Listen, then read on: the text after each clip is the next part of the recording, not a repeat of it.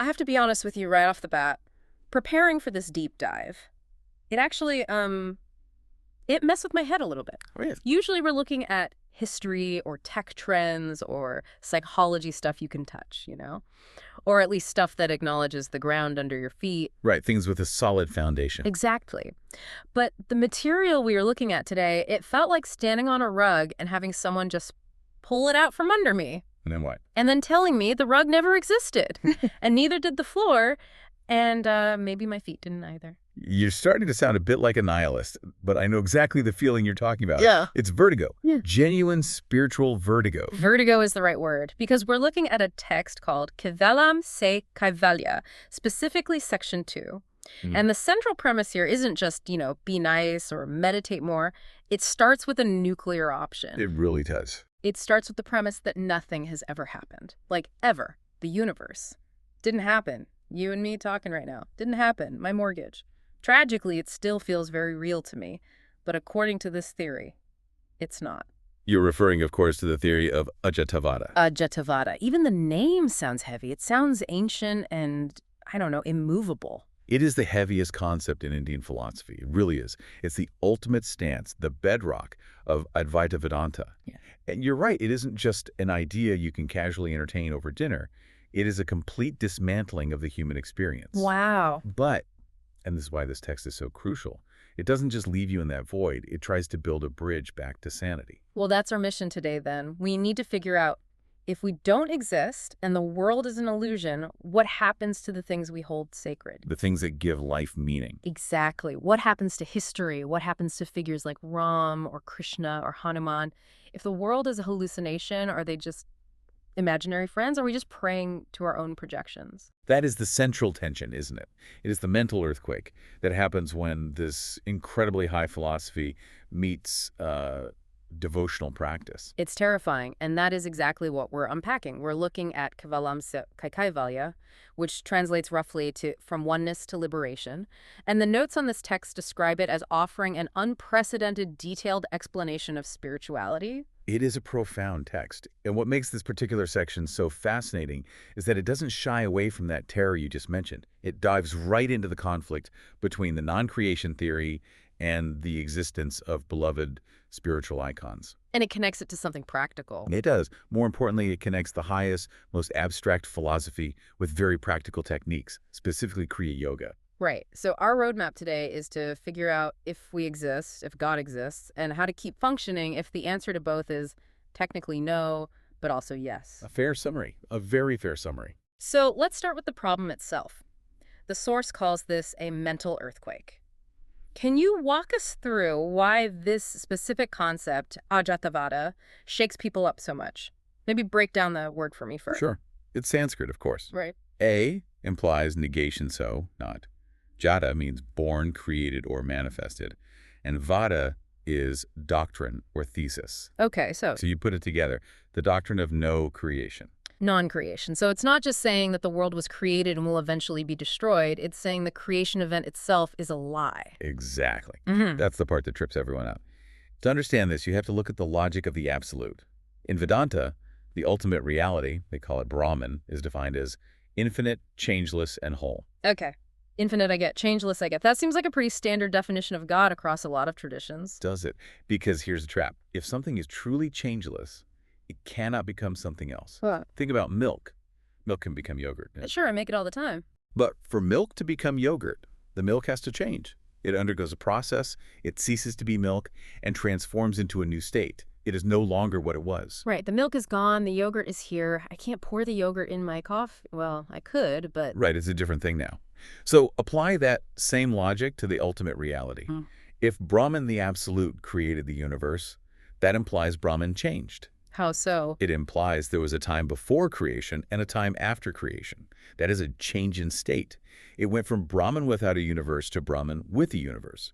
If Brahman changed, it cannot be the absolute changeless reality. Yeah. Therefore, logically, for Brahman to remain Brahman, Creation cannot have happened. creation cannot have happened. Wait, that's airtight logic, but it's incredibly frustrating. You're saying that because the definition of God is unchanging, the universe I'm looking at right now, the traffic outside, this microphone, my hand, is a logical impossibility. From the perspective of the absolute, yes, it is an appearance, a superimposition. The classic example they always use is seeing a snake in a dark rope, right? You're walking down a path at twilight, you see a curved shape on the ground, and you jump back in fear. Snake. Your heart pounds, adrenaline floods your system, the fear is real. Yeah, 100% real. I'm already planning my escape. But did the rope ever become a snake? No, it was always a rope. Did the snake ever exist? No, it was just my bad eyesight and the dim light, a trick of the mind. Exactly. The rope never changed, the snake was never born, it was just a trick of the light and your own ignorance. In Ajaatvad, the snake is the universe. The rope is Brahman. Okay, so logically I'm with you, but emotionally, that feels like a punch in the gut, and the source material brings this up immediately. It talks about a specific devotional panic. Precisely. Because it's not just an abstract idea. Imagine you have spent your whole life worshiping Hanuman. You love his strength, his devotion to Ram. You see him as a real historical and spiritual presence. You rely on him. He's your rock. He's your rock. Then you read a book on Ajaatvad that says, creation is a lie. The immediate fear is my devotion futile? Have I been praying to a metaphor? Is Hanuman just a comic book character in a cosmic dream? Exactly. It pulls the rug out from under your faith. If the world is fake, the history of the world is fake. And if the history is fake, the avatars, the gods who came down to Earth, are fake. Feels like it invalidates everything. It sounds like atheism with extra steps. It sounds like that to the uninitiated it really does, but it isn't. And this is where the source text, Kevalam Se Kaivaya, does something brilliant. It introduces a framework to solve this. Like you can just have real and fake, that's too binary. Life isn't binary. So what's the solution? You need the 3 levels of reality. Okay, lay it on me, because right now I'm feeling very level 0. Let's start at the bottom then. Level 1 is pratibhasic, or subjective reality. This is the reality that is only true within a dream. Okay, like when I dream I'm flying, or when I dream I showed up to work without my pants on. Yeah. Right. Let's stick with the pants example. It's universally terrifying. While you are in the dream, standing in the conference room without your trousers, the panic is 100% real. Your heart races, you feel shame, you're looking for a table to hide behind. Oh, it's visceral. In the moment, there is no doubt. The table feels solid. The confused faces of my colleagues look real. They look completely real. But does that reality exist for anyone else? For your spouse sleeping next to you? No. It's just in my head. They're peacefully snoring. And the moment you wake up? It vanishes, it evaporates, it has no staying power. You feel relief, but the dream itself is just gone. That is pratibhasic. Real while it lasts, fake when you wake. It exists only for the subject. Ugh. Now we move up to level 2, Vyavaharic, Yavahard. or relative physical reality. This is the world we are occupying right now, this microphone, this table, the traffic outside, The coffee I drank this morning. the coffee you drank. This is the realm of transaction. There is cause and effect here. There is gravity. There is hunger. There are bills to pay. And this is the crucial point the source makes. On this level, the Vyavaharic level, the deities, the avatars like Sri Ram and Hanuman are just as real as you and I. Wait, hold on. This is the part I need to get clear. You're saying that in this physical world, they aren't just metaphors. Not at all. The text is very specific here. It says their avatars, their leelas or divine plays, and their historical existence are absolute facts on this plane. So it's not a compromise, it's a rule of this level. Exactly. If you accept that you exist historically, that George Washington existed historically, you must accept that they exist historically and spiritually. You cannot say, I am real enough to pay taxes, but Ram is a myth, because you both occupy the same relative reality. That's a huge relief. So it's valid to say Ram walked the earth, just as it's valid to say I'm sitting in this chair. I don't have to throw out my altar just because I read a philosophy book. Absolutely not. In fact, the source argues they are more real than us on this level. How so? More real. Because they represent higher truths and laws within this reality. If this reality is a story or a grand play, you and I might be confused background extras. We don't know our lines, we missed our cue. I feel like that most days. But Ram, Hanuman, they are the protagonists. They drive the plot. They understand the script. They embody Dharma, the very law that holds this reality together. Just because the movie is technically an illusion doesn't mean the hero isn't more significant than the extra. I like that. So they are the anchors of this reality, the main characters we should be paying attention to. Yes. But then we have level 3, paramarthic. The big one, the view from the top. Absolute reality. This is the stance of Ajaatavad. At this level, there is no I to sit in the chair, there is no share, there is no Ram as a separate entity, there's only Brahman. The source puts it in a really interesting way. It says, if I do not exist, there is no one for an avatar to appear for. Exactly. Think about it. The word avatar means a descent. It is the divine coming down to help humanity. Yeah. But in absolute reality, there is no humanity separate from the divine. There's no up for God to come down from. So the whole concept of separation is gone. It dissolves. Everything merges into one undivided consciousness. So at level 3, the concept of an avatar dissolves because the concept of you dissolves and me and them. So it's like, okay, let me try an analogy. In a video game, my character is real within the game logic. That's level 2. I have health points, I have items, I have a mission. Yes, that's a perfect Vyavaharic reality. But if I look at the code running the game, the ones and zeros on the hard drive, that's Yeah. level 3. And in the code, there's no character, just data. That is a very good way to look at it. The code doesn't look like a warrior or wizard. It looks like data. But the data enables the warrior to exist in the game. The code is the screen the game is projected onto. And the mistake people make is mixing up the levels. They try to apply level 3 truths to level 2 life. Yes. They say, oh, I don't need to go to work or feed my kids because it's all an illusion. That is a disaster. That is spiritual bypassing. Right, because your hunger is real on level 2, and your landlord definitely thinks level 2 is real. Exactly. Yeah. And your need for spiritual guidance is real on level 2. That is why Ram and Hanuman are necessary. You cannot skip level 2 just because you read about level 3. You have to play the game to win it. The source uses a really beautiful analogy to reconcile this illusion with the real, the cosmic movie and the screen. I love this visual because it really helps land the concept. It's a classic Vedantic image, but the source unpacks it beautifully. Imagine a movie theater. You're sitting there in the dark watching an intense action movie. There's a massive fire on the screen. It looks raging, hot, destructive. You can almost feel the heat. I'm gripping the armrest. My heart rate is up. But the screen itself, the white fabric behind the projection, does it burn? No, of course not. It's totally fine. Later in the movie, there's a massive flood, a tsunami, waves crashing everywhere. Does the screen get wet? No. The screen is untouched. It just supports the image. It's indifferent to the content. In this analogy, the screen is Brahman, the absolute reality. The movie playing on it is Maya, or the illusion, or our Vyavaharic world. Now, here is the insight regarding the deities. Ram and Hanuman are the highest and ideal characters within this film. Oh, I like that. So they are part of the movie, but they are the best part of the movie. They're the Oscar winners of the cosmic cinema. You could say that. They are the supreme manifestations within the projection. Just because the movie is technically an illusion doesn't mean the characters within it don't have meaning, hierarchy, and power relative to the story. If you're watching the movie, you have to follow the main character to understand the plot. So if I'm a character in the movie, say a confusingly written background extra, and I look at the main hero, Ram is real to me. His actions have real consequences within the story. He is the reality that guides you toward the screen. If you ignore the main character, you miss the point of the story, and you never learn the lesson that lets you leave the theater. You just stay stuck in the loop of the movie. That brings us to the symbolism. The source breaks down what these figures actually represent when we view them through this high-level lens of Ajaatvad. It's not just Hanuman is a monkey god. It gets specific. It treats the Ramayana almost like a spiritual algebra equation. It is a psychodrama. It's not just something that happened in ancient India. It's something happening in your nervous system right now. Let's break it down. Take Hanuman. We usually think of him as the ultimate devotee, but the source identifies him as prana shakti, Life force or vital energy. which ties back to yoga, which we'll get to. But in the context of the Ramayana story, what does that mean? Why is a monkey deity equivalent to my breath? Think about the core conflict of the Ramayana. You have Sita. Who does she represent? The source says she's the buddhi, the intellect, or higher wisdom. Right, and she's kidnapped by Ravana. Ravana represents the ego 10 heads, constantly looking in all directions, consumed by desire and arrogance. Okay, so my intellect is trapped by my ego. That sounds painfully familiar. It is the human condition, isn't it? And Ravana takes her to Lanka, which represents the land of ignorance or deep materialism.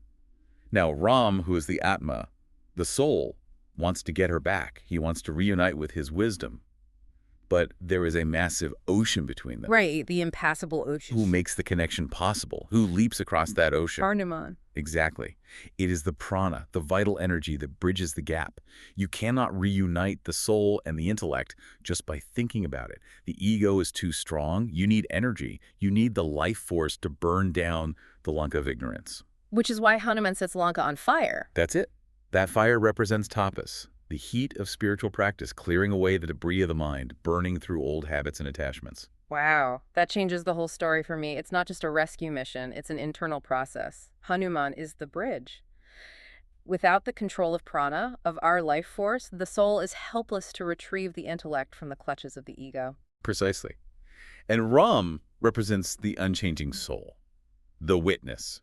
He is playing the drama of the world-upholding righteousness, feeling loss, fighting battles. But fundamentally, he represents that witnessing presence that remains pure and untouched by it all. The scream. He is the character who is most aware of the scream. I see. So when we read the Ramayana, we are reading a manual on how our own consciousness operates, a roadmap for our own inner journey. Yes. And this leads us to the perspective of the sage Ashtavakra. The source mentions him specifically. Now, Ashtavakra is the heavy hitter of Ajaatavad. He doesn't pull punches. He's the guy who goes straight for the "you're already free" stuff, right? No gentle introduction. Not at all. He looks you in the eye and says, "You are the ocean. Why are you crying like a little wave?" And the source clarifies something very important here. Ashtavakra doesn't deny Ram's existence. He asserts identity. He says to the seeker, "You are the same element that was inside Ram." That's a bold claim. I'm the same stuff as God. Well, That feels borderline blasphemous to some people. it can, but only if you're still stuck thinking of yourself as a separate, limited ego. It's the wave and ocean analogy again. If you stand on the shore, look at the ocean and say, "Waves don't exist, only water exists," are you saying the wave is invisible? No, I can see the wave. It's right there, crashing on the shore. It has a shape, a sound, a force. But what is the wave made of? Water? Is there any part of the wave that isn't water? No, it's 100% water. That is the point. Imagine Ram as a massive, towering tidal wave. Powerful, majestic, capable of changing the coastline, and you. You are a small ripple, maybe a little frothy. Definitely frothy, and probably heading in the wrong direction. Structurally, you are different. Historically, you are different in scale. But if you take a cup and scoop up water from the tidal wave and scoop up water from the ripple, is the water different? Chemically, no, it's H2O. That is the argument. The form is different, the power is different, but the essence, the consciousness, the Brahman, is identical. Ajaatavad asks you to stop identifying with the shape of the ripple and start identifying with the water. That's incredibly empowering. It stops being about worshiping something out there that you can never be and starts being about recognizing the same stuff in here. And that is the shift from history to meditation that the text describes. Historically, Ram and Hanuman are outside of us. They're guides, inspirations, figures to respect. That's level 2. But meditatively, when a seeker goes deep enough to dissolve time and space, They realize Ramness and Hanumanness are inside them. They are qualities of their own consciousness. yes, they are extensions of your own inner potential. The source has this beautiful line, Ajaatavad doesn't negate God, it saves God from being limited. Saves God from being limited. Unpack that. That's a powerful statement. Well, think about it. If you say God lives only in Ayodhya, or only in a temple in Jerusalem, or only in a specific book, you have limited the infinite. You Yeah. have put a fence around the boundless. You've turned the ocean into a swimming pool. Right. You've given God an address. You've given God an address and a backstory. And in doing so, you've made God smaller. Ajaatavad argues that God isn't stuck in a location or a time frame. God is the very fabric the universe is woven from. God is the screen, the movie, the fire, the water, and the audience all at once. So it doesn't get rid of God. No, it turns the fear of God isn't real into God is the only thing that's real. That's huge. It really flips the script entirely. It does. It's the ultimate perspective shift. And there is always but understanding this intellectually is one thing. Actually living it is another. I can sit here and say, I am the ocean, but if I step outside and someone cuts me off in traffic, I'm not going to feel like the ocean. Right. I'm going to feel like a very angry, very litigious little wave. The traffic test of enlightenment. You're absolutely right. And the ancient sages knew this. And that is why the source transitions from pure philosophy to the teachings of the Agoda Satsang Society and Guru Paramahansa Yogananda. We move from the what to the how. Exactly. This section of the text compares Ajaatavad with Kriya Yoga, and they seem to approach the problem from opposite ends. Right. Ajaatavada seems to be the path of instant recognition, the direct path. Think of Ajaatavad as the path of knowledge, or Sankhya. It denies the distinction between the seer and the seen instantly. It emphasizes being. It says, you are the witness. You are free right now. Wake up. which is great if you can do it, but it feels a bit like telling someone who is deeply depressed, just be happy. Technically true that happiness is a state of mind, but good luck just switching it on. Exactly. It requires a level of mental maturity and sharpness that is very rare. Your mind has to be so pure and powerful that it can cut through its own illusions in one stroke. On the other hand, Kriya Yoga is described as the scientific path. Okay, what makes it scientific? It accepts the existence of Maya. It accepts that we are stuck in this illusion. It doesn't deny our current experience of suffering and limitation. So Kriya Yoga admits, okay, the movie is playing and you think you're in it, we believe you, let's start there. Yes, it views Maya as a magical power of the divine. And instead of just saying, wake up, it emphasizes becoming or attaining through a process, a sadhana. It works to slowly, methodically, scientifically remove the veil of Maya to reveal the truth. Like a gradual awakening instead of a sudden jolt. Precisely. The source mentions the Kali Yuga factor here, which is important. Why does the era matter? What does that mean? The yugas represent the cyclic age of human consciousness. We are in, or just coming out of, the Kali Yuga, which is the age of materialism and ignorance. We're dealing with minds that have been conditioned by distraction and external focus for centuries. So our collective mental hardware is a bit slow. You could say that. The source notes that in this density, simply hearing "you are God" is too abstract. The mind rejects it. It sounds like nonsense or even arrogance because our experience is so heavily rooted in the body and suffering. Right. If I have a throbbing toothache and you tell me you are Brahman, you are the universe, I'm going to throw a pillow at you. My toothache is my reality at that moment. And you would be justified. Human beings need a method to bridge that gap. We need a process to reach that maturity where the truth becomes acceptable naturally, not just as a concept we read in a book. So Kriya Yoga is the method. Let's get into the mechanics of it. The source calls it the science of the pause button, which I love because it feels very modern and actionable. How does it actually work? We aren't just talking about sitting still, right? No, Kriya is a very active, specific technique involving breath and energy control. To understand it, you have to understand energy flow. Normally, where does your attention go all day? Outward, to my phone, to the people around me, to noises, to smells, what I'm going to eat for lunch, what someone said yesterday, what I have to do tomorrow. Exactly. Your life force, your prana, is constantly flowing outward through the senses. It's like water leaking through a sieve. This keeps you trapped in the world, or the vyavaharic reality. You are constantly rendering the movie of the world with your attention. So I'm leaking energy constantly. I'm spending all my CPU power keeping the world alive in my mind. You are. Kriya Yoga is a psychophysical technique that mechanically and mentally reverses this flow. It turns the energy inward, away from the senses, and directs it up and down the spine, through the energy centers, or chakras. The spine again. It always comes back to the spine in yoga. It is the highway of consciousness. It's the central channel. And here is the analogy the source uses, which I think is perfect for the modern listener. The laptop analogy. Yes. This one really clicked for me. Imagine the human mind is a high-performance laptop, but you are a terrible user. You have 50 tabs open in your browser. You have Spotify playing. You're rendering a 4K video in the background. You're downloading a massive file, and your antivirus is scanning. My fan is spinning like a jet engine. The bottom of the laptop is hot enough to fry an egg, and the battery is draining in 30 minutes. And everything is slow. You try to open a simple document. Let's say the document is, "Who am I?" And it freezes. The spinning wheel of death. Total lag.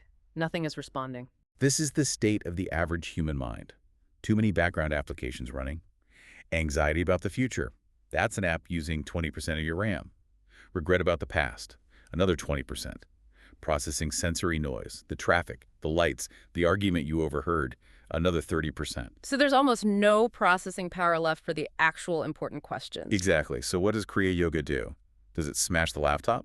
No, that would be counterproductive. No. It opens the task manager. And hits end task. Systematically. By controlling the breath and the life force, you systematically shut down the sensory demands. You stop the frantic rendering of the external world. You close the seeing tab. You close the hearing tab. You quiet the anxiety app. And the result, all that RAM and CPU power is freed up. Exactly. The processor, your consciousness, can finally work at high speed and clarity. When the noise stops, the signal becomes clear. The fan stops whirring. The heat dissipates. And when the processor is free, what does it process? It processes itself. It experiences its own existence without the noise. That silence, that clarity, that is the Atma. That is the experience of the soul. The source also mentions some specific physiological benefits. It's not just mental magic, it's biological. Yes, Yogananda always emphasized the scientific aspect. Kriya Yoga is said to increase the oxygenation of the blood in a very profound way. The claim is that by flooding the cells with extra oxygen, it helps arrest physical decay and calm the whole system down. But the key takeaway for our discussion is the link between breath and mind. When the body stops craving breath frantically, the mind calms down. I love that line. That is the golden rule of yoga. Breath and mind are connected like two ends of a stick. If you pick up one, the other moves. Modern humans are stressed because their breath is shallow and racing. Our nervous systems are stuck in fight or flight. Or vice versa. You get a scary email, your mind races, and you realize you're barely breathing. It's a feedback loop. Kriya Yoga acts as a pause button. It intervenes in that loop. Instead of waiting for the mind to calm down so the breath will slow, Yeah. you manually slow and control the breath to force the mind to calm down. It is reverse engineering peace. So you're coming in through the back door of the nervous system. You're using the body to control the mind. And in that gap, in that pause you create, you remember something crucial. What's that? You remember, I am part of this office, this world of deadlines and demands, but my source is elsewhere. I love that. It's like realizing you're working a shift, but you have a home to go to. You aren't the job. The job is just something you're doing for a while. Exactly. And the chain reaction is described clearly in the yogic texts. Stable breath leads to stable chitta, that's the mind stuff or consciousness. Yeah. And a stable chitta leads to the experience of the unchanging soul. So to bring it all back to where we started, we began with a terrifying idea that nothing is real, that we are living in a dream and our gods might be imaginary. Yes, with that sense of vertigo. But through this exploration, we've found that even if it is a dream, there are rules to it. There are levels. And there are practical scientific ways to navigate it. And ultimately, to wake up from it. It's a lucid dream. And Kriya is the technique to become lucid. The synthesis here seems to be, don't panic. The movie of life is still playing. It's okay to enjoy the characters. It's okay to love Ram and Hanuman. In fact, you should love them. They are the signposts pointing you to the exit. They're the heroes of the movie showing you how to get out of the theater. But the ultimate goal isn't just to watch the movie forever. It's to recognize the screen behind them. Perfectly said. You engage with the world, you respect the avatars, but you practice the science, the Kriya, to keep your processor clear enough to see the truth. You move from the chaos of the background apps to the clarity of the source. It takes the deity off the pedestal and puts him in your heart, as they say. That is the goal of all true spirituality. It's funny, looking back at my existential crisis at the beginning of this deep dive, I feel a lot calmer now. The idea of Ajaatvad isn't about erasing me. It's about expanding me. That is the beauty of it. It takes away the small, limited, anxious ego to give you the infinite self. It's the ultimate trade-up. The source mentions that this is a vast topic, Kevalam se Kaivalya, and requires even more discussion to be fully meaningful.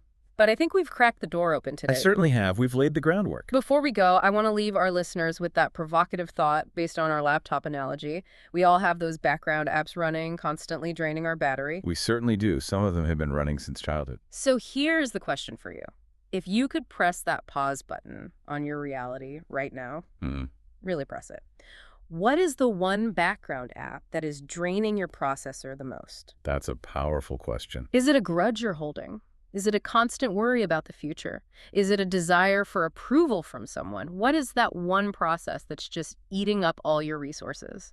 And just identifying the app is the first step to closing it. You have to see it running in the task manager before you can hit end task. Exactly. So take a moment today to find that drain and maybe, just maybe, take a deep breath and hit end task. And see how much faster your processor runs. See how much clearer everything becomes. Thank you for joining us on this deep dive into the nature of reality. It's been a trip. Always a pleasure to explore the infinite with you. We'll see you in the next reality or the next episode, whichever comes first. Goodbye for now. Take care, everyone.